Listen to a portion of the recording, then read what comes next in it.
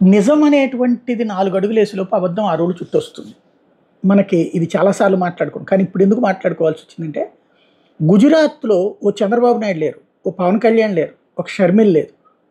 కాబట్టి అక్కడ ఏ ప్రాబ్లమ్ లేదు. ఇదేంటి దానికి దీనికి ఏంటి సంబంధం అంటారా? తాజాగా ఒక వార్త చూద్దాం.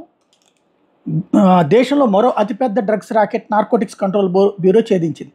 భారత్లోకి అక్రమంగా మాదక ద్రవ్యాలు సరఫరా చేయాలనుకున్న పాకిస్తానీల కుట్రల్ని భగ్నం చేసింది. Anti terrorist squad ATS narcotics control bureau NCB చేపట్టిన ఆపరేషన్లో భాగంగా 602 కోట్ల విలువైన మాదక ద్రవ్యాలను అధికారులు ఆదివారం స్వాధీనం చేసుకున్నారు. గుజరాత్ తీరంలో ఏకంగా 86 కిలో డ్రగ్స్ను అధికారులు సీజ్ చేశారు. నిందితులు అదుపులోకి తీసుకునేందుకు ప్రయత్నిస్తుండగా ఎదురుకాల్పులకు పాల్పడ్డారు.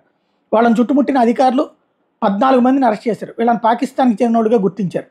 ఇటీవల గుజరాత్, రాజస్థాన్లో రహస్యంగా నడుపుతున్న డ్రగ్ ల్యాబ్ల గుట్టు నార్కోటిక్స్ కంట్రోల్ బ్యూరో రట్టు చేసింది. ఈ ప్రాంతంలోని 3 తయారీ కేంద్రాలకు సుమారు 300 కోట్ల విలువైన మాదక ద్రవ్యాలను స్వాధీనం చేసుకుంది.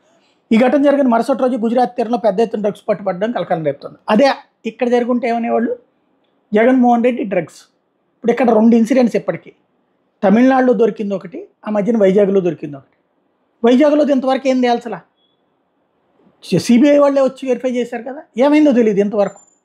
అదే కనుక జగన్ మనుషులతో జగన్తో అయ్యి ఉంటే రచ్చ నడిచేది కదా. తెలుగుదేశం వాళ్ళదని వీళ్ళు చూపెట్టారు, వాళ్ళదని వీళ్ళు చూపెట్టారు, ఏమైందో తెలియదు ఇంతవరకు. ఏం లేదు, కానీ జగన్ డ్రగ్స్ నడిపిస్తున్నాడు అనేటువంటి ప్రచారం మాత్రం. అదే గుజరాత్లో ఎవరి పేరు చెప్పాలి, రాజస్థాన్లో ఎవరి పేరు చెప్పాలి? ఇప్పుడు అక్కడ డ్రగ్స్ను ఒక క్రైమ్గా చూస్తారు, ఇక్కడ దాంతో రాజకీయాలు మిళితం చేసి క్రిమినల్స్ని కాపాడతారు. మన దగ్గర ఉన్న దౌర్భాగ్యం అది.